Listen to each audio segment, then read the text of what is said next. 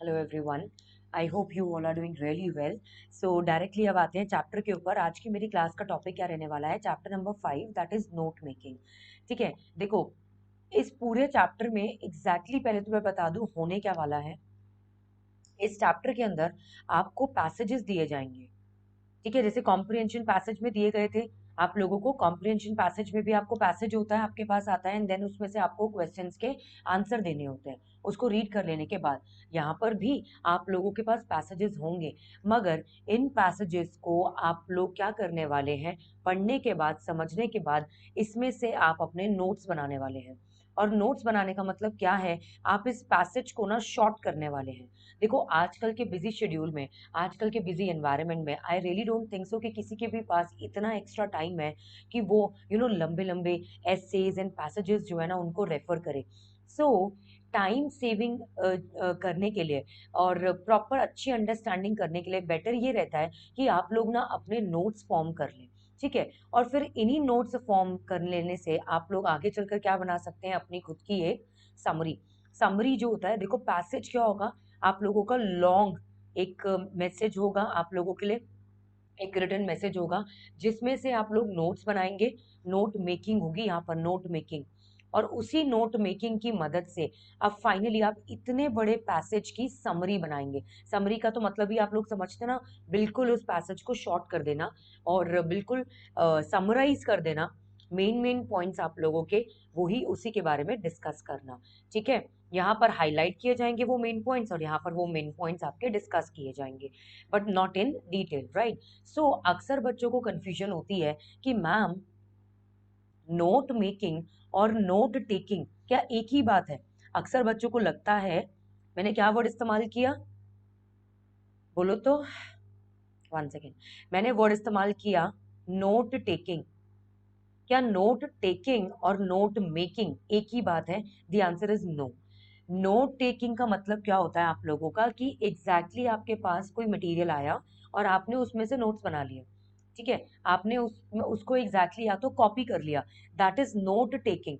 जैसे आप लोगों ने मानो अपनी स्कूल में कोई क्लास मिस करते थे, तो वो क्लास मिस कर लेने के बाद आपकी मैम ने जो भी लिखवाया, आपके सर ने जो भी लिखवाया स्कूल में, वो सारा का सारा आप अपनी फ्रेंड के रजिस्टर में से या अपने फ्रेंड के कॉपी में से आप लोग क्या करते थे, नोट डाउन करते थे। दैट वाज नोट टेकिंग, क्योंकि उसमें आपका अपना दिमाग नहीं लग रहा है, आपके अपने एफर्ट्स नहीं लग रहे हैं, you just have to write as it is. ठीक है, the way it has been written in the registers of your friends. Fine, जैसा आपके फ्रेंड्स ने लिखा है या जैसा आपकी मैम ने लिखवाया था, आपने एज इट इज जब उसको कॉपी कर लिया, वो कहलाती है नोट टेकिंग। लेकिन हमारा आज का जो चैप्टर है ये है नोट मेकिंग का। नोट मेकिंग के अंदर क्या किया जा रहा है, आपके बहुत ही जो भी आपके लॉन्ग मैसेजेस हैं, पैसेजेस हैं, एसेज हैं, ठीक है, उनके ऊपर पकड़ करने के लिए, उनको समझने के लिए, उनको समझ लेने के बाद उनके शॉर्ट में नोट्स बनाना, उनको समझना, अलग अलग रिसोर्सेज से इंफॉर्मेशन गैदर करना, डिफरेंट डिफरेंट, मैंने क्या बोला, नोट मेकिंग में क्या होगा, डिफरेंट रिसोर्सेज से आप जो है वो इंफॉर्मेशन गैदर करोगे और गैदर कर लेने के बाद आप फाइनली अपने नोट्स फॉर्म करेंगे। सो नोट्स के आप लोगों के क्या होते हैं अगर मैं कहूँ तो ये आपकी शॉर्ट, आप लोगों की बहुत ही शॉर्ट फॉर्म होती है किसकी, पैसेजेस की। इन्हीं नोट्स की मदद से फिर आगे चलकर आप लोग क्या फॉर्म करते हैं, अपनी खुद की एक समरी। अब ये देखो, ये जो नोट मेकिंग होती है ना, ये एक बहुत ही आप लोगों का अपना पर्सनल डिसीजन होता है, ये आप लोगों का एक पर्सनल एक्टिविटी होती है। इसीलिए नोट मेकिंग के केस में क्या होता है, नोट मेकिंग के केस में आप अपनी मर्जी से शॉर्ट फॉर्म्स का इस्तेमाल कर सकते हैं। देखो जैसे एक शॉर्ट फॉर्म, एक एब्रीविएशन हमेशा यूज होता है। जब मैं कहती हूँ ना मिनिमम अमाउंट ऑफ कैपिटल, तो मिनिमम वर्ड आपका इस तरीके से लिखा जाता है। जब मैं कहती हूँ मैक्सिमम अमाउंट ऑफ कैपिटल, तो मैक्सिमम वर्ड जो है वो इस तरीके से लिखा जाता है। ये क्या कर रहे हो आप, आपने मिनिमम, मैक्सिमम, उन बड़े बड़े वर्ड्स को ना शॉर्टन कर दिया। और आप इसी तरीके से पूरा का पूरा पैसेज जो है वो शॉर्ट करते हैं, अपने पूरे के पूरे पैसेज को, एंड देन उस पैसेज पे अपनी पकड़ करके उसको पढ़कर, समझकर, अंडरस्टैंड कर कर, और अगर कहीं और से भी आप अपनी इंफॉर्मेशन गैदर करना चाहते हैं, वो इंफॉर्मेशन गैदर करके फाइनली आप अपने क्या फॉर्म करते हैं, नोट्स फॉर्म करते हैं। उस नोट्स में आप लोगों को ये वॉवल्स के बारे में और ग्रामर के बारे में, इन सब चीज़ों के बारे में ज़्यादा सोचने की ज़रूरत नहीं होती है। बिल्कुल भी नहीं, क्योंकि आप लोगों को बिल्कुल शॉर्ट में सारी की सारी चीजें जो है वो मेंशन करनी है। आपको शॉर्ट नोट्स बनाने हैं और इन्हीं नोट मेकिंग के बाद फाइनली अब आप लोगों इन्हीं इसी की मदद से अपनी क्या फॉर्म करने वाले हैं, समरी फॉर्म करने वाले हैं। क्या फॉर्म करेंगे, समरी। अब देखो, मीनिंग तो मैंने आप लोगों को इसका बता दिया, मगर अभी मीनिंग के अलावा इसके टाइप्स भी हैं। मतलब टाइप्स मैं बोलूं या फिर वेज ऑफ नोट मेकिंग, ये सब कुछ कर लेने से पहले ना मैं चाहती हूँ कि हम लोग सीधा पहले एक क्वेश्चन सॉल्व करते हैं नोट मेकिंग का, जिसकी मदद से मैं आपको बताऊंगी कि नोट मेकिंग एग्जैक्टली क्या होती है। उसके बाद हम अपने इस थ्योरेटिकल काम पर आएंगे। ठीक है, ये चैप्टर मैंने आप लोगों का ओपन कर लिया। मैं बताऊंगी इस चैप्टर में से भी आपको क्या क्या रीड करना है और क्या नहीं। ठीक है, I will let you know that. Because exam में ये नहीं आएगा कि नोट मेकिंग क्या है, नोट टेकिंग क्या है, नहीं। सीधा आपके पास पैसेज आ जाएगा, जैसे कि कॉम्प्रिहेंशन पैसेज आता था, और उसकी मदद से आप लोगों को बच्चे क्या करने पड़ेंगे, अपने खुद के नोट्स फॉर्म करने पड़ेंगे। तो ये आप लोगों का मैं बता देती हूँ कौन से पेज नंबर पर आप लोग आइए सीधा। आ, कौन सा सैंपल लूँ मैं।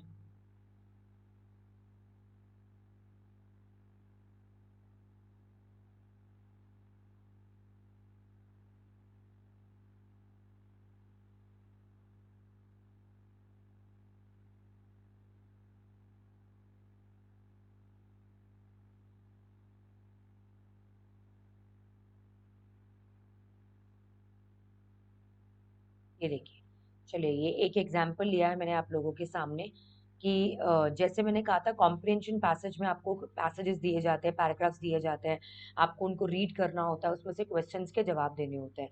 वो है कॉम्प्रिहेंशन पैसेज, ये है आपका नोट मेकिंग। फर्क है। लेकिन एक बात मैं आप सब बच्चों को याद दिलाना चाहती हूँ, मैंने जो तब भी कही थी अब भी कह रही हूँ।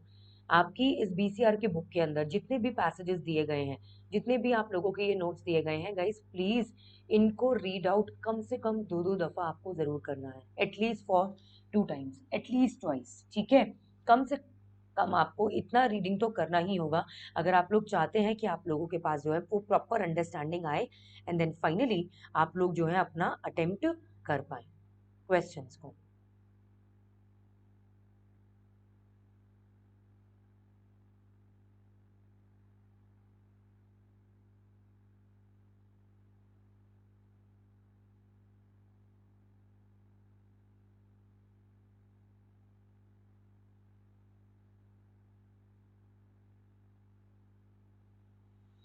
अब देखिए यहाँ पर क्या हुआ, सुनिएगा बात को बहुत ध्यान से। क्वेश्चन क्या है, read the following passage carefully and make notes on it.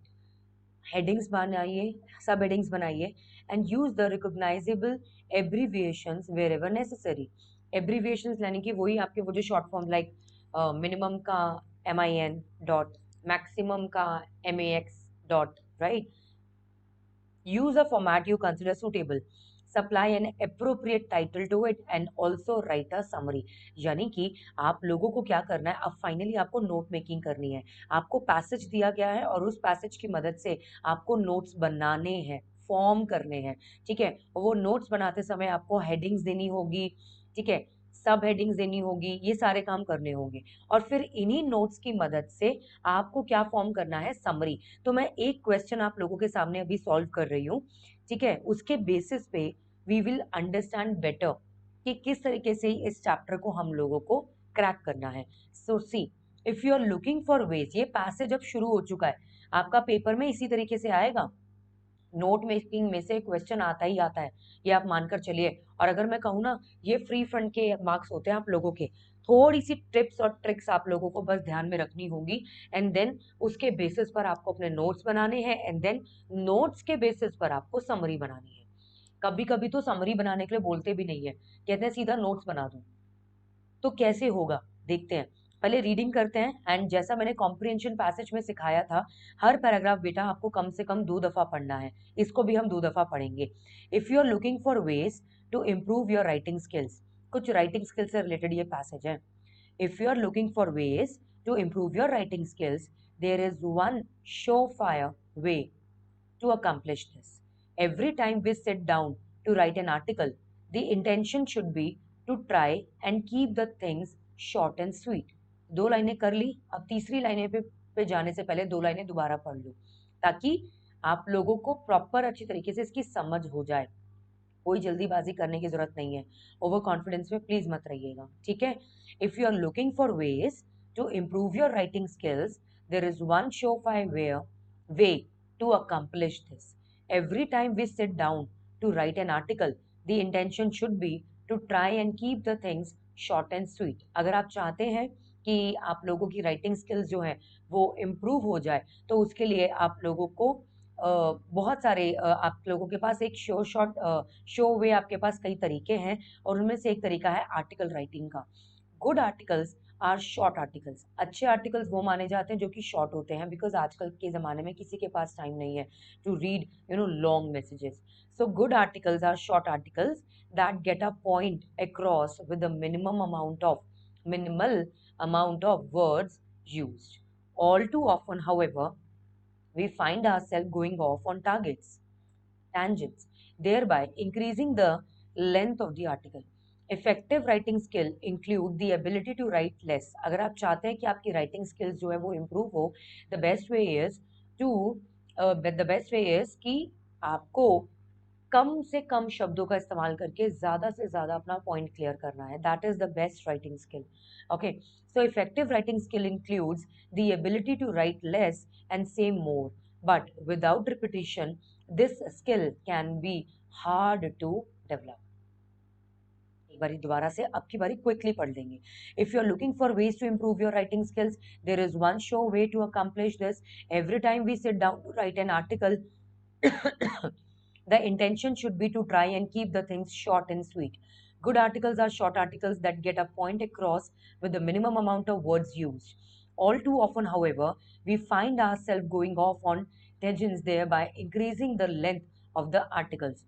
Effective writing skills includes the ability to write less and say more, but without repetition, this skill can be hard to develop. मतलब ये skill आपकी तभी develop हो सकती है जब आप इसको बार बार रिपीट करें, यानी कि प्रैक्टिस पे प्रैक्टिस पे प्रैक्टिस बहुत ज्यादा जरूरी है.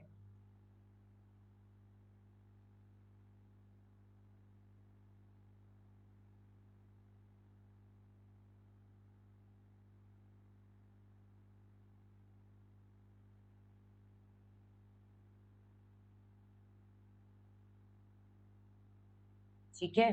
So if you are looking for the ways to, ये हो गया हमारा फर्स्ट पैराग्राफ.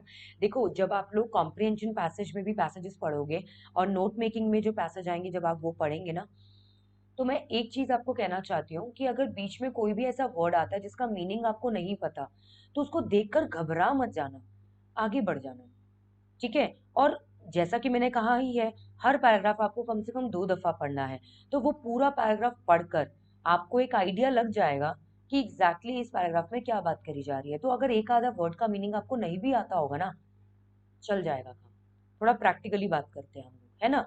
अब देखिए, here are ways which can make you become a better writer. Why say something in 100 words that can be said in just 50? Your readers will greatly appreciate this. It is always a good idea when writing to finish your composition, then let it sit for a while. With a little thought and a fresh perspective, you can always edit out words. अगर आप थोड़ा सा ध्यान दें, सोचे समझे, ठीक है, अपने पर्सपेक्टिव पर, तो with little thought and fresh perspective you can always edit out words. आप वर्ड्स को एडिट कर सकते हैं, फ्रेजेस को एडिट कर सकते हैं, पैराग्राफ्स को आप एडिट कर सकते हैं जिनकी जरूरत है ही नहीं. Getting your point across using as few words as possible will give those words you do use more impact.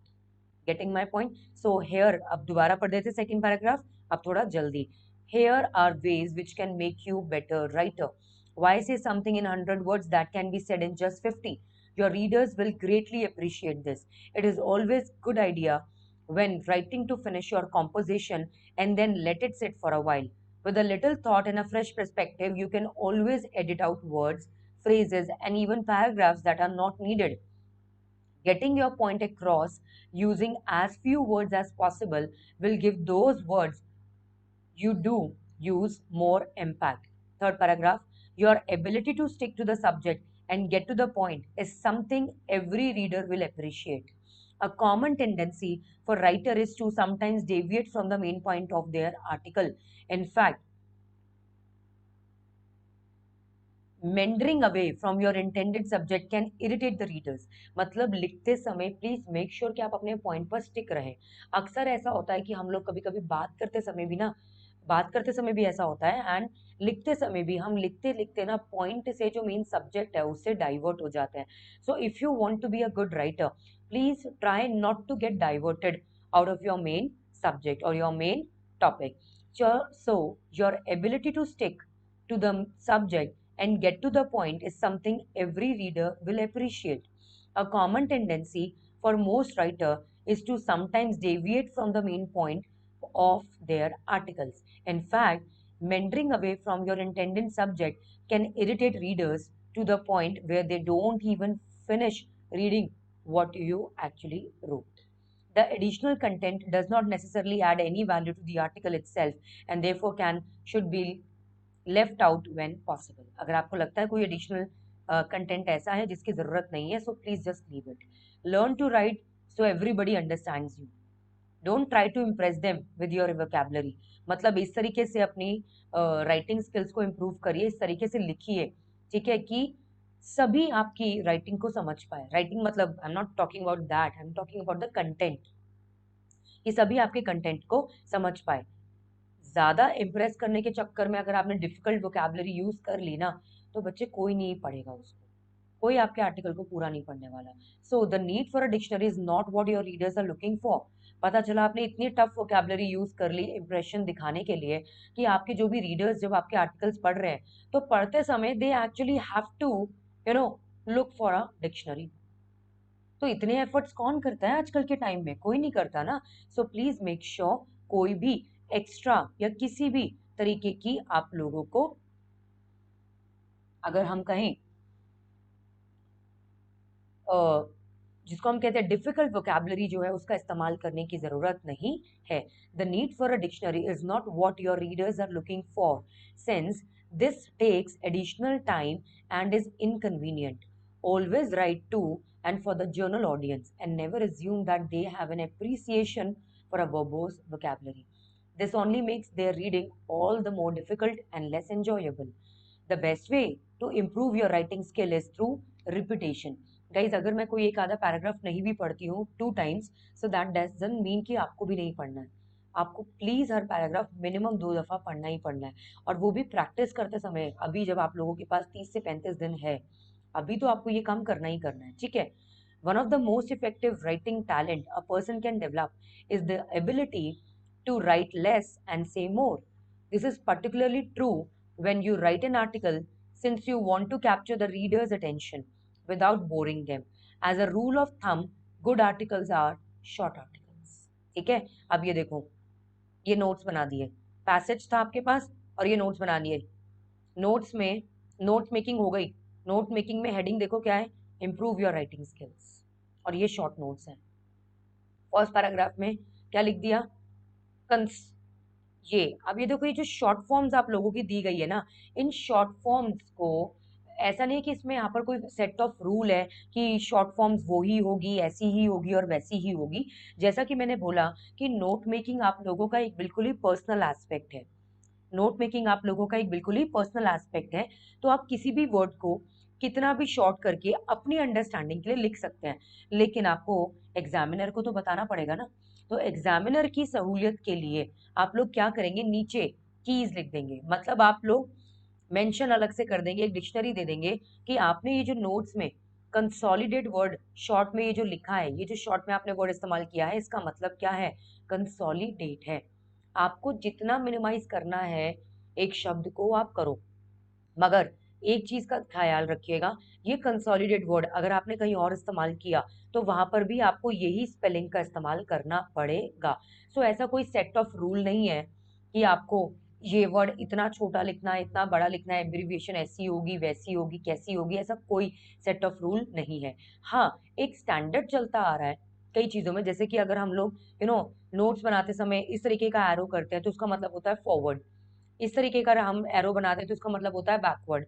इस तरीके का हम एरो बनाते हैं तो उसका मतलब होता है something is increasing and something is going down. इसका मतलब होता है देयरफॉर। ये देयरफॉर पूरा लिखने की बजाय मैंने अगर ये सिंबल बना दिया तो मेरा टाइम भी बचेगा, मेरे नोट्स जो है वो बनाने में मुझे आसानी होगी। ठीक है, so these are the ways, ये तरीके हैं आपके नोट्स बनाने के। मैं अभी ये सारे सिंबल्स एब्रिविएशंस आप लोगों के साथ डिस्कस करूंगी, but what I am trying to tell you is कि आप अपनी मर्जी से भी ना बच्चे इन सिंबल्स का इस्तेमाल कर सकते हैं। So improve your writing skills, consolidate your thoughts, use few words. ये वही पैराग्राफ है जो अभी आप लोगों ने पढ़ा था, ये वाला पैराग्राफ। इस पैराग्राफ को बच्चे क्या किया जा रहा है, आपका शॉर्ट में नोट्स बना दिए गए इसके। और नोट्स में क्या लिख दिया गया देखो तो, कंसोलिडेट। हेडिंग क्या डाल दी, हेडिंग डालनी पड़ेगी नोट्स की। Improve your writing skill, this particular chapter is based on the topic improvement of the writing skills.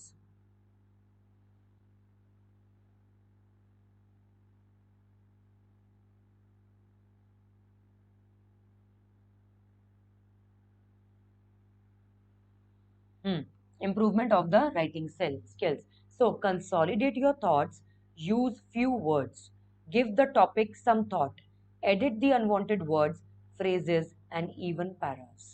मतलब आपको कंसोलिडेट करना पड़ेगा। कंसोलिडेट योर थॉट्स मतलब अपने थॉट्स को जितना हो सके कंसोलिडेट करिए।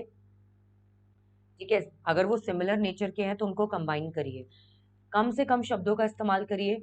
हर टॉपिक, हर थॉट को एक टॉपिक का नाम दीजिए, एक टॉपिक बना लीजिए। ठीक है, एडिट कर दीजिए unwanted words, paras and even paragraphs. अगर कोई भी आपके पैसेज के अंदर या आपके ये उसी पैसेज के नोट्स हैं ये जो हमें ये बता रहे हैं कि अगर आप अपनी राइटिंग स्किल्स इंप्रूव करना चाहते हैं देन प्लीज मेक श्योर कि जो भी आप लोगों ने लिखा है, आर्टिकल राइटिंग करी है या जो भी है ना, उसके अंदर आपके जो भी अनवांटेड पैराग्राफ्स है ना, जिनकी जरूरत नहीं है, अब वो कैसे पता लगेगा जब आप बार बार पढ़ोगे। आर्टिकल लिख लेने के बाद, नोट्स बना लेने के बाद या रिपोर्ट राइटिंग कर लेने के बाद आपको अपने आंसर्स को रिव्यू तो करना पड़ेगा। रिव्यू करते समय अगर आपको लगता है कोई भी ऐसी लाइन, कोई भी ऐसा वर्ड आप लोगों का अननेसेसरली डाल दिया गया है तो you guys can omit that word. At least आपके नोट्स बन जाएंगे, शॉर्ट हो जाएगा, है ना। जितने ज्यादा कम वर्ड्स होंगे उतने ज्यादा आप रीडर्स को अट्रैक्ट कर पाएंगे। So stick to the subject, divert मत करिए अपना माइंड। बात कर रहे हैं कहीं और की और शुरू हो गई कहीं और की बातें, अगर ऐसा करेंगे तो वो तो भी आपकी राइटिंग स्किल्स कभी इंप्रूव नहीं हो पाएगी। नोट्स आप बना रहे हो किस टॉपिक के ऊपर, इंप्रूविंग योर राइटिंग स्किल्स। ठीक है, get right to the point. अब ये आरटी, मुझे एक बात बताइए, आज तक कभी भी आप लोगों ने सुना था आर टी डॉट जो है इसका मतलब होता है राइट, पी टी डॉट जो है इसका मतलब होता है पॉइंट? नहीं मैम, हमने तो आज तक कभी भी नहीं पढ़ा था, क्योंकि आज तक कभी ऐसा हमने कभी देखा भी नहीं और ऐसा कोई रूल भी नहीं है। कहने का क्या मतलब है, आरटी का मतलब राइट, पीटी का मतलब point.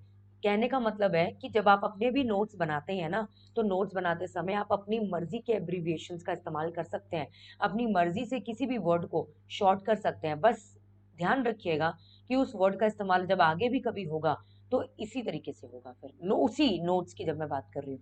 So get right to the point, do not divert from the main point. देखो यहाँ पर भी पीटी का मतलब क्या है, बार बार पॉइंट पॉइंट लिखने की बजाय पीटी लिख दिया, नोट्स बन गए, शॉर्ट में टाइम भी सेव हो गया। Add the content doesn't necessarily add the adding the value. VL, VL का मतलब क्या है, वैल्यू। ये देखो, अब आपने कौन से वर्ड को कितना शॉर्ट करा और आप उससे क्या बताना चाह रहे हो, उसके कीज भी आप लोगों को बताने पड़ेंगे यहाँ पर। ठीक है, जो कहता है कि जस्ट बिकॉज आप लोग कंटेंट पे कंटेंट डाले जा रहे हैं दैट डजंट मीन कि आप वैल्यू डाल रहे हैं सब्जेक्ट के अंदर। Now diverting from the topic irritates the reader. अगर आप टॉपिक से डाइवर्ट होते हैं ना तो रीडर्स कहीं ना कहीं बच्चे इरिटेट हो जाते हैं। सो राइट प्लेनली, राइट प्लेनली का मतलब ये देखो, अब हेडिंग भी दी है यहाँ पर, इम्प्रूव योर राइटिंग स्किल्स, और उसकी सब हेडिंग्स भी है नोट्स बनाते समय। Consolidate your thoughts, stick to the subject, है ना। राइट प्लेनली, राइट प्लेनली में क्या आ रहा है कि भाई इजी वोकेबलरी का इस्तेमाल करिए, ऐसी लैंग्वेज का, ऐसी वोकेबलरी का इस्तेमाल करिए which is understandable by general public, general public. ठीक है, write for the general public, ensure everybody understands you and use your vocab, use easy vocabulary.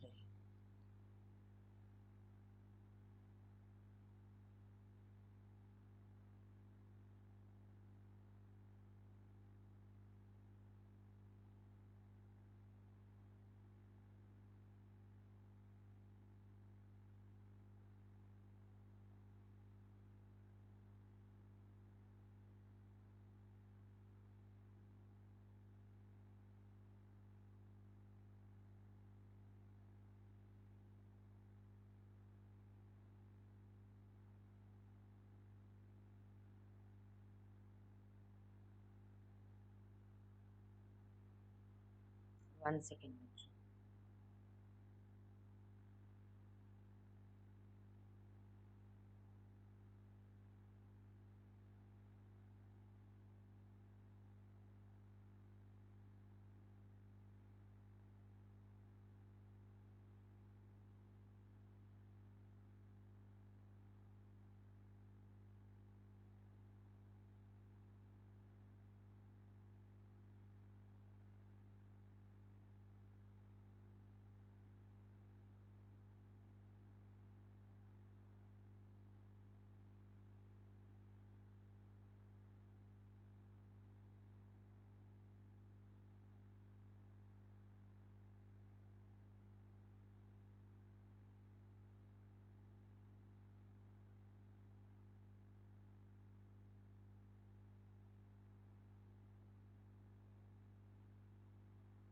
हम्म। तो अब आई कहानी। अब आप लोगों को आइडिया हो गया। अब देखो इन्हीं नोट्स की मदद से ना बच्चे, ये जो नोट्स अब आप लोगों ने बनाए, एग्जाम में आपको ये नोट्स बनाने के लिए दिया जाएगा। देखा जाए ना तो वाकई में फ्री के मार्क्स होने वाले हैं अगर आप लोग थोड़ा सा इसका प्रैक्टिस कर लें तो। पूरा पैसेज है आपके पास और उस पैसेज में से आपको शॉर्ट फॉर्म में मेन जो पॉइंट्स हैं उनको हाईलाइट करके उसके शॉर्ट नोट्स बनाने हैं यार। That is your note making. और इन्हीं नोट्स की मदद से अब आपने समरी बनाई। अब ये देखो समरी एक पैराग्राफ में बन गई। कहाँ आपको वो पैसेज आपका 4 पैराग्राफ्स का था, ये देखो पैसेज हमारा ये शुरू हुआ था पेज नंबर 5.3 में। 5.3 है ना, ये देखो पैराग्राफ नंबर 1, 2, 3, फिर उसके बाद 4, 5। फिर आपने इसकी नोट मेकिंग करी, 5 पैराग्राफ्स की नोट मेकिंग करी आपने। फिर वो नोट मेकिंग की मदद से अब ये नोट मेकिंग में आपने जो जो चीजों को हाईलाइट किया है ना, इससे आप समरी बनाएंगे। अब पैसेज से समरी नहीं बनानी है। ये जो नोट्स आप लोगों ने बनाए, यहाँ पर नोट मेकिंग आपने करी, मेन हाईलाइटेड पॉइंट्स, हेडिंग, सब हेडिंग्स, इनकी मदद से अब आप लोग फाइनली क्या बनाने वाले हैं, अपनी समरी। ठीक है। सर देखो आप लोगों के पास बुक ओपन होगी, नोट्स भी देखते जाना और समरी की भी बात हो रही है। If you are looking for ways to improve your writing skills, then there are a few things you must keep in mind. The first step is to stick to the subject. Do not divert from the topic. Getting your point across using a few words as possible will give those words you do use more impact. Additional content does not necessarily add value to the articles and may irritate the readers. Remember to write for the journal public. Use easy vocabulary to ensure that everybody understands you. The final step of writing your article is to let it sit for a while. Give it a little thought and edit out the words, phrase, and even the paragraphs that aren't needed. हो गई short form पूरी, ये है summary. आपने summarise कर दिया उस पूरे के पूरे पैसेज को, आपने नोट्स बनाया और फिर आपने समराइज कर दिया। This is the way you guys are suppose to form notes. ये है नोट मेकिंग। आई होप आप लोगों को ये समझ में आया होगा। अब मैं आप लोगों के साथ फाइनली शेयर करने वाली हूँ टाइप्स ऑफ नोट मेकिंग और the ways of note making. Note making करने के ना दो तरीके हैं। एक है मेरे पास linear way, linear note making. आप लोगों को अभी दिख भी जाएगा, मैं इनफैक्ट दिखा दूंगी आप लोगों को। आप लोगों की बुक के अंदर मैं अभी मार्क भी कराऊंगी कि कितना मार्क करना है, कितना इंपॉर्टेंट है। Linear note making. और एक होती है बच्चे हम लोगों के पास नॉन लीनियर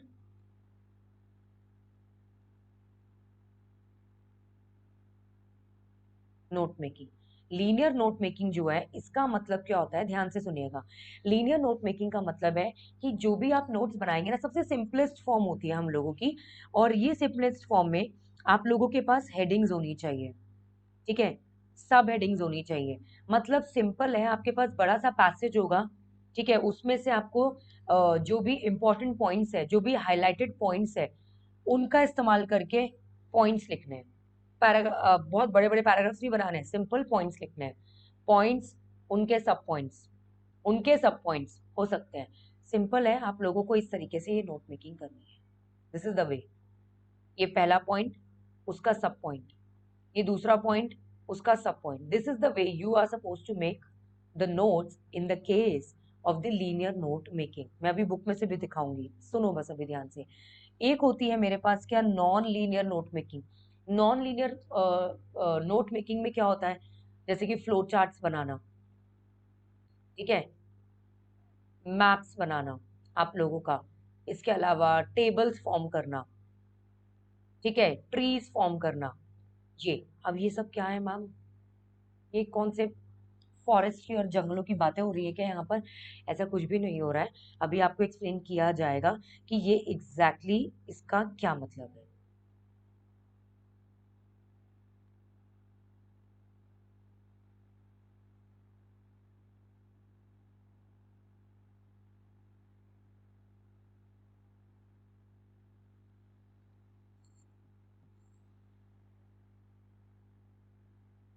आइए, अब थोड़ा सा थ्योरेटिकल नॉलेज इसकी जान लेते हैं। प्रैक्टिकली मैंने आप लोगों के साथ एक नोट मेकिंग कवर अप करवा दी है, चैप्टर 5 नोट मेकिंग का। अब इसमें से ये क्वेश्चन नहीं आएगा कि नोट मेकिंग क्या होती है, मगर फिर भी आपको आइडिया होना चाहिए ना।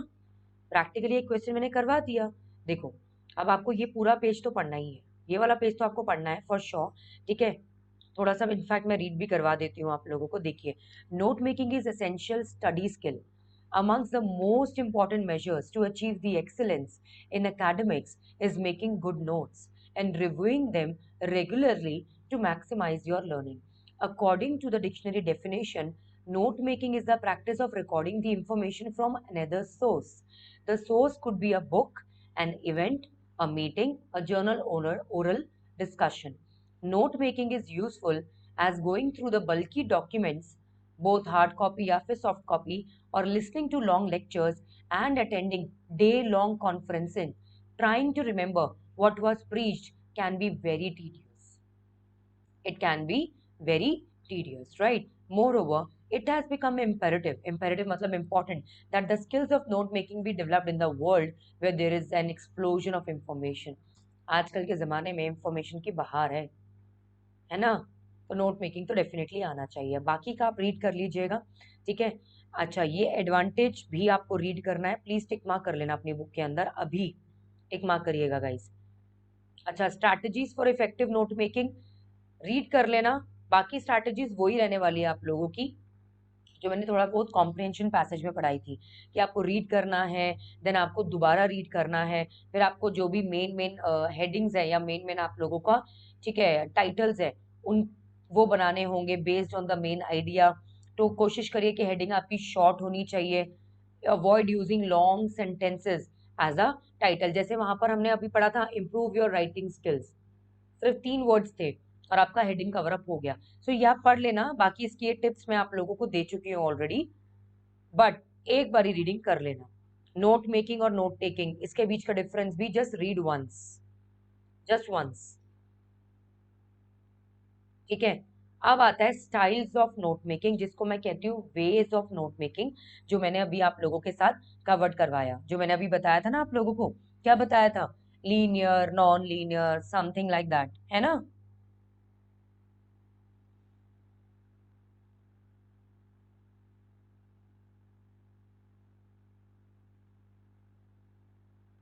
देखिए, लीनियर नोट मेकिंग जैसा मैंने बोला था कि आपने सिंपल पूरे पैसेज को पढ़कर पॉइंट वाइज उसके नोट्स बनाने हैं, पॉइंट वाइज पैराग्राफ्स बना लो या पॉइंट वाइज आपको उसके नोट्स बनाने हैं। पॉइंट्स होंगे, सब पॉइंट्स होंगे, यानी कि linear note making is the simplest, therefore the common style of note making which is used by people. In this form of note making, notes are written down the page, one line after the other, is a structured manner. Such notes includes heading for main ideas, concepts, subheadings for main ideas, within those ideas. Linear notes includes the use of keywords, underlining, indentation and use of abbreviations. अब देखो यहाँ पर क्या होगा, note making का example दे दिया, जैसे हमने अभी ऑलरेडी कर चुके हैं उसमें प्रैक्टिकली। ये फॉर्मेट है, फॉर्मेट एज सच कोई फॉर्मेट देखा जाए तो उसका है नहीं, पॉइंट वाइज लिख रहे हैं, ठीक है ना। नोट मेकिंग टिप्स में रीडिंग करो, फिर दोबारा रीड करो, ये नोट्स ही बना दी और इसके थ्रू ही रीड आपको आइडिया भी दे रहे हैं। हेडिंग आपने डाली, रीडिंग, फिर उसकी सब हेडिंग कहती है रीड ट्वाइस, मेन आइडिया जो है वो निकालो, आइडेंटिफाई द इंपॉर्टेंट पॉइंट्स, फिर उसके बाद use of the important words, फिर प्लानिंग करो, फिर थीम, इंपॉर्टेंस, टाइम, और फाइनली उसको आप लिखो। इस तरीके से आपको ये एक तरीके से एक आइडिया दे दिया कि नोट्स कैसे बनेंगे और साथ साथ उसकी जानकारी भी दे दी। मतलब कि लीनियर नोट मेकिंग क्या है? Simple making the notes by creating the points, सब पॉइंट्स, उनकी हेडिंग्स होंगी, सब हेडिंग्स होंगी। ठीक है, कोई ये वॉवल्स वोकैबुलरी इनके ऊपर ज्यादा फोकस करने की जरूरत नहीं है, एब्रीविएशंस का इस्तेमाल करेंगे जहां जहां पॉसिबल है वहां वहां। अब एक होता है non linear note making. Non linear note making जो होती है ना, इसके अंदर टेबल्स का, फ्लो चार्ट्स का, माइंड मैप्स का, टी डायग्राम्स का, इन सब का इस्तेमाल किया जाता है। अब मैम ये होते क्या है एग्जैक्टली? देखो नॉन लीनियर नोट मेकिंग जो है ना, इसमें सबसे पहला जो तरीका है नोट्स बनाने का, सबसे पहला तरीका नोट्स बनाने का आपका क्या है? Mind mapping. माइंड मैपिंग का मतलब क्या है? जब आपके ना पिक्चर्स का, सिंबल्स का, पिक्चर्स का इस्तेमाल किया जा रहा है, यानी कि ideas are presented in a diagram form. ठीक है, मेन कंसेप्ट जो है उनकी ब्रांचेस निकाल दी जाएंगी। अच्छा, उसमें आपके विजुअल रिप्रेजेंटेशंस आपकी ज्यादा होंगी, यानी कि डायग्राम्स होंगे, पिक्चर्स होंगे। जैसे हेल्थ के ऊपर नोट्स बनाने हैं, हेल्थ का कोई टॉपिक आया और आपने उसके ऊपर नोट्स बनाए, तो हेल्थ का जो ये टॉपिक है आप लोगों का, हेल्थ अगर आप चाहते हैं कि आपकी अच्छी रहे, तो उसके लिए जरूरी है कि स्ट्रेस ना हो, स्लीप अच्छी लें, डाइट भी अच्छी हो और एक्सरसाइज भी करें। ठीक है, अब मानो अगर आप स्ट्रेस ले ही जा रहे हो, तो इस स्ट्रेस के कॉजेस क्या होते हैं? या तो एग्जाम्स का स्ट्रेस, वर्क का स्ट्रेस, रिलेशनशिप्स का स्ट्रेस, है ना, कॉजेज होते हैं ये। अच्छा, इसका असर क्या होगा? आपको ज्यादा रोना आएगा, ठीक है, आपकी तबीयत खराब रहेगी, आपकी नींद उड़ सकती है, आप हमेशा परेशान या फिर बीमार रहेंगे। अच्छा, इस स्ट्रेस का सोल्यूशन क्या निकाला जा सकता है? ये देखो यहाँ पर दिया गया सोल्यूशन, क्या? रिलैक्सेशन। ठीक है, थोड़ा सा ये समझ में नहीं आ रहा है, सेट गॉन्स मतलब try to forget the things, meditation, deep breathing, yoga, exercise, ये सारी चीजें आपको हेल्प आउट करती हैं स्ट्रेस से छुटकारा दिलवाने के लिए। तो मतलब आपने क्या किया? विजुअल रिप्रेजेंटेशंस का, डायग्राम्स का, पिक्चर्स का इस्तेमाल करके आपने शॉर्ट में ये हेल्थ वाला कोई पैसेज दिया गया होगा, उसका आपने बच्चे क्या बना दिए? शॉर्ट में नोट्स बना दिए। ठीक है, आप लोगों ने क्या फॉर्म कर दिए? नोट्स फॉर्म कर दिए।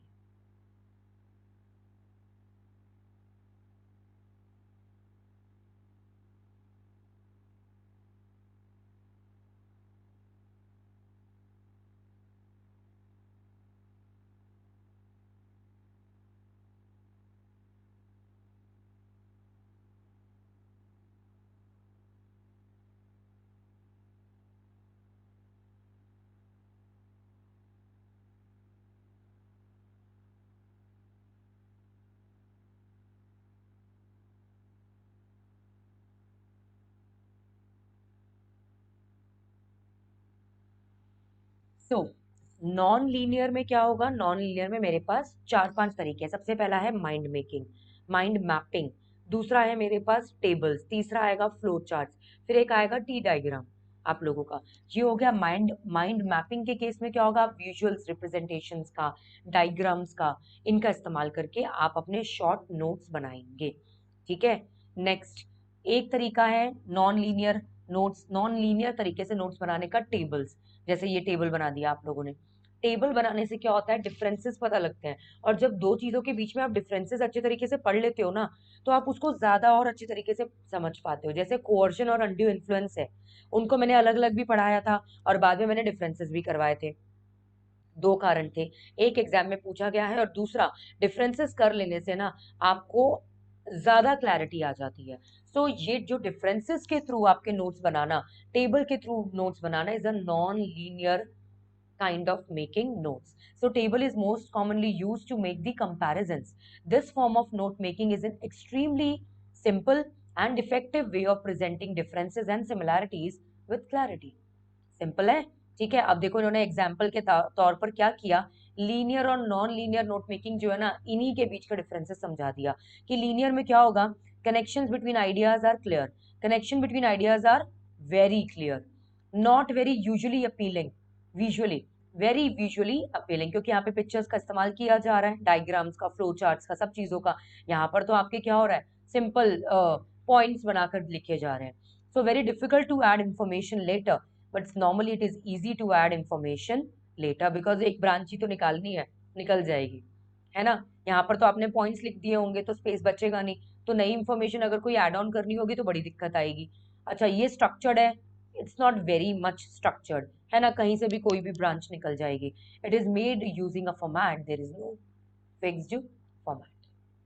अब फ्लो चार्ट्स तो आपको पता ही है। फ्लो चार्ट्स जो होते हैं ना, एग्जैक्टली अगर मैं कहूँ, ये नोट्स बनाने का बेटा वो तरीका होता है जिसमें ज्यादातर ना आप स्टेप्स को समझाना चाह रहे हो, प्रोसेस को समझाना चाह रहे हो। जैसे कि अगर मैं कहूँ कि मुझे कॉन्ट्रैक्ट तक पहुंचना है, तो उसके लिए मुझे पहले ऑफर देना पड़ेगा। ऑफर के बाद एक्सेप्टेंस भी आ सकती है, रिजेक्शन भी। अगर ऑफर के बाद एक्सेप्टेंस आ गया तो मैं कहूंगी कि मैं दोनों पार्टीज के बीच में क्या हो गया है, प्रॉमिस हो गया। प्रॉमिस में ऐड कर दूंगी कंसिडरेशन, तो हासिल होगा मुझे अग्रीमेंट। मगर सारे अग्रीमेंट्स भी कॉन्ट्रैक्ट नहीं बनते। अग्रीमेंट जिसमें आप ऐड कर दोगे एनफोर्सेबिलिटी ऑफ लॉ, वो आपका क्या बन जाता है, कॉन्ट्रैक्ट। जैसे मानो एलएलपी के इनकॉर्पोरेशन का प्रोसेस था कि आपने नेम सेलेक्ट किया, फिर आपने डॉक्यूमेंट्स अटैच करे, फिर आपने रजिस्ट्रार को वो भेजे सारे डॉक्यूमेंट्स, रजिस्ट्रार ने उनको रजिस्टर किया एंड देन आपको इशू कर दिया सर्टिफिकेट ऑफ इनकॉर्पोरेशन।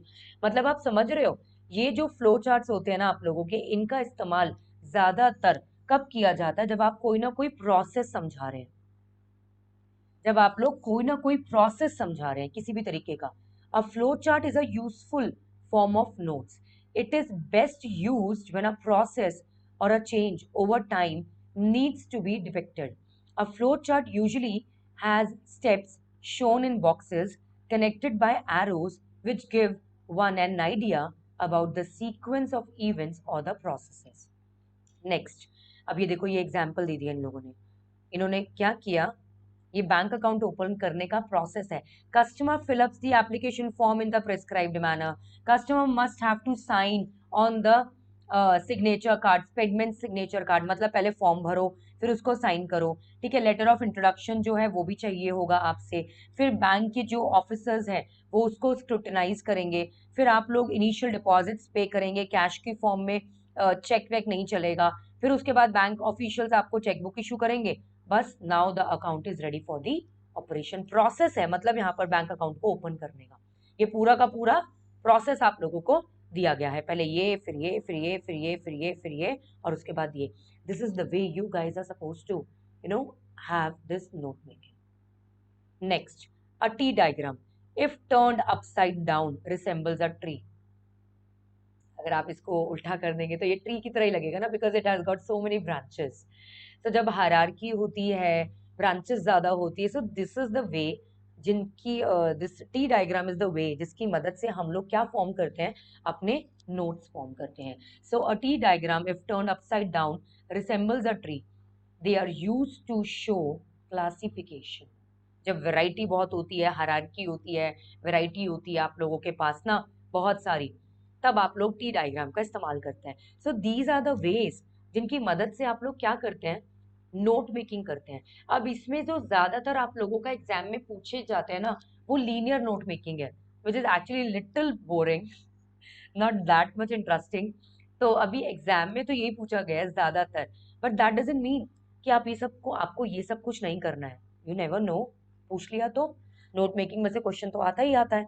और फ्री का क्वेश्चन है यार, वो ही इंफॉर्मेशन में से हाईलाइट कर रहे हैं पॉइंट्स को, उससे या तो फ्लो चार्ट की फॉर्म में, या तो टेबल की फॉर्म में, या फिर आप लोग in any other way you guys have to make your diagrams, that's it. Now ये मैकेनिज्म आप लोगों को पढ़ने की जरूरत नहीं है, ये वही सारा फॉर्मेट है जो मैं ऑलरेडी आप लोगों को समझा चुकी हूँ। हेडिंग्स होगी, टाइटल होगा, सब हेडिंग्स होगी, ठीक है, आप लोगों की सारी। अच्छा, एब्रीविएशंस होगी, एक्रोनिम सिंबल्स होंगे, ये सारी चीजें।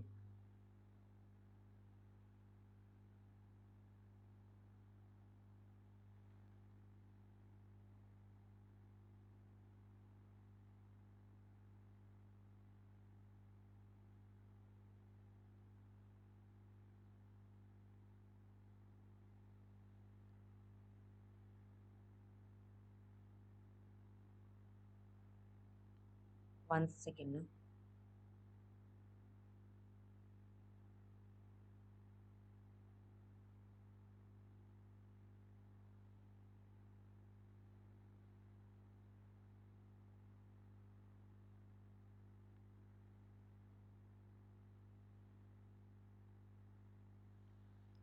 सुनाओ, अब देखो एब्रीविएट वर्ड्स जैसे हम लोग इन ये यूज करते आए हैं, हम अपने व्हाट्सएप के मैसेजेस में भी इसका इस्तेमाल करते हैं। Like info means information, max means maximum, stats means statistics, Corp means corporation. अब ऐसा जरूरी नहीं है कि जैसा इसमें दिया गया है आप वही इस्तेमाल करो। मानते हैं कि इसका इस्तेमाल ज्यादातर किया जाता है। आप लोग अगर चाहें तो अपनी मर्जी से भी इन एब्रिविएशंस का इस्तेमाल कर सकते हैं, इनको शॉर्ट कर सकते हैं, मगर हाँ, आपने किस बड़े वर्ड को कितना शॉर्ट किया है उसके रिगार्डिंग एक की डिक्शनरी साइड में जरूर बना दीजिएगा एग्जाम्स के अंदर, जैसा मैंने अभी आपको एग्जाम्पल में दिखाया था। ठीक है, जैसे गवर्नमेंट का आपने इतना बड़ा गवर्नमेंट लिखने की बजाय शॉर्ट नोट्स बनाते समय आपने गवर्नमेंट लिख दिया। समझ रहे हैं?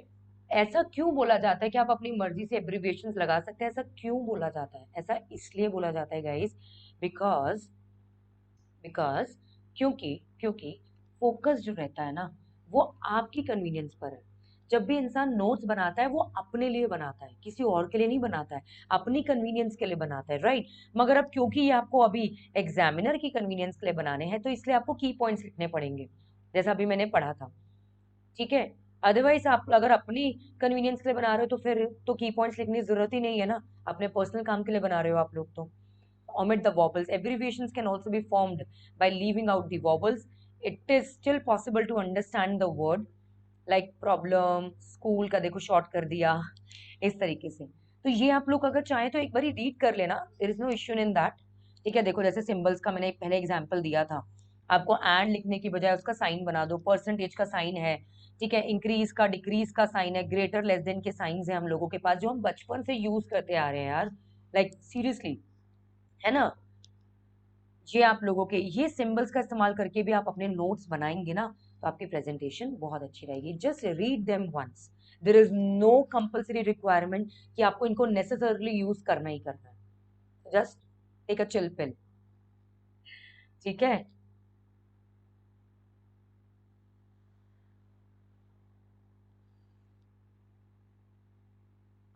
देखो, ओके, ये आपके एक्रोनिम्स हो गए। और देख लेना, आप लोगों को पता ही, हम लोगों ने पढ़ा हुआ है, एचआर मतलब ह्यूमन रिसोर्स, सीईओ मतलब चीफ एग्जीक्यूटिव ऑफिसर, सीएफओ, ये सारे आप इस्तेमाल कर सकते हैं। देन समराइज करिए, नोट्स बन जाए उसके बाद उन नोट्स को समराइज करिए। बस इसी के साथ मेरा नोट मेकिंग समाप्त। प्लीज इट्स अ रिक्वेस्ट, जितने पैसेजेस आपके बीसीआर की इस बुक के अंदर दिए गए हैं, डू रीड देम। पता है क्यों? ये पैसेजेस ना उठाकर हो सकता है एग्जामिनर कॉम्प्रिहेंशन पैसेज वाले क्वेश्चन में डाल दे और फिर उनसे पूछा आपके क्वेश्चंस के आंसर्स दो। अगर आपने रीड कर रखा होगा तो आपको फायदा हो जाएगा। और मैं कहती हूँ, अगर मानो बिल्कुल एकदम फ्रेश टॉपिक आता है, बिल्कुल फ्रेश कॉम्प्रिहेंशन पैसेज आता है अगर आप लोगों के पास भी, तब भी कॉम्प्रिहेंशन पैसेज हो या नोट मेकिंग हो, उन सब चीजों को अंडरस्टैंड करने के लिए, उन सब चीजों को समझने के लिए आपके पास कंटेंट होना चाहिए। और कंटेंट कहाँ से आएगा यार? बुक से और आरटीपी से ही तो आएगा। सो प्लीज कॉम्प्रिहेंशन पैसेज और नोट मेकिंग की प्रैक्टिस आपको कैसे करनी है? सिर्फ रीडिंग करनी है। सारे पैसेजेस, चाहे 10 हो, चाहे 12 हो, चाहे 20 हो, डेली के अगर दो भी रीड करते हो, एक ही दिन में सारे मत रीड करना, बहुत मोनोटोनस हो जाएगा, बहुत बेकार थॉट है वो। एक दिन में दो, लाइक एक बारी नोट मेकिंग, एक 15 मिनट नोट मेकिंग के, 15 मिनट कॉम्प्रिहेंशन पैसेज के, सिर्फ रीडिंग। फिर 15 मिनट में आपने सीवी देख देख कर बना दिया, सीवी वाला चैप्टर हो जाएगा रिज्यूमे, फिर 15 मिनट में आपने मिनट्स बना दिए, 1 घंटे के अंदर आपके 4 चैप्टर रिवाइज हो जाएंगे बीसीआर के। This is the way you guys are suppose to study. यार एक बात बताओ, एग्जाम में 3 घंटे का पेपर है, 1 घंटे में आपको 40 मार्क्स का बीसीआर करना है। 1 घंटे में 40 मार्क्स का बीसीआर करना है आप लोगों को, 40 मार्क्स का इन 60 मिनट्स। तो अभी तो आपको देख देख के लिखने के लिए कह रही हूँ मैं। रिज्यूमे बनाओगे तो देख देख कर बनाओगे, फॉर्मेट ताकि याद रहे, मेल्स का लेटर्स का प्रैक्टिस ऐसी तो होगी बेटा। उनका एक एक क्वेश्चन सॉल्व करने में ना 10 से 15 मिनट से ज्यादा नहीं लगना चाहिए। 15 से कम लगता है वेल एंड गुड, मगर उससे ज्यादा नहीं लगना चाहिए। स्मार्ट स्टडी करिएगा, गधा मजदूरी नहीं करनी। थोड़ा जल्दी स्पीड, देख देख कर लिखना है यार, जल्दी नहीं लिख सकते। कॉम्प्रिहेंशन पैसेज देख देख कर पढ़ना है, जस्ट रीड करना है, अंडरलाइन करना है, 2 बारी रीड करना है। पेपर में जब ये कॉम्प्रिहेंशन पैसेज आएगा आपको 15 मिनट में, 10 मिनट में पूरा सॉल्व करना है उसको, पूरा सॉल्व। तो अभी तो प्रैक्टिस हो रही है, 30 से 35 दिन है आप लोगों के पास। सिर्फ 15 मिनट। लेकिन देखो टाइम है, इसका मतलब ये नहीं कि अब आप कॉम्प्रिहेंशन पैसेज पढ़ने में आधा आधा घंटा लगा दोगे। एक कॉम्प्रिहेंशन पैसेज का क्वेश्चन करने के लिए, एक नोट मेकिंग का क्वेश्चन करने के लिए 15 मिनट इनफ है। 5 मिनट में आपके 4 पैराग्राफ्स आप रीड नहीं कर सकते, फिर उसके बाद आपको दोबारा रीडिंग करनी है, अब आपको 4 ही मिनट लगेंगे, फिर अब आपको नोट्स बनाने हैं। करके तो देखिए शुरुआत, and do share your feedback. Thank you everyone.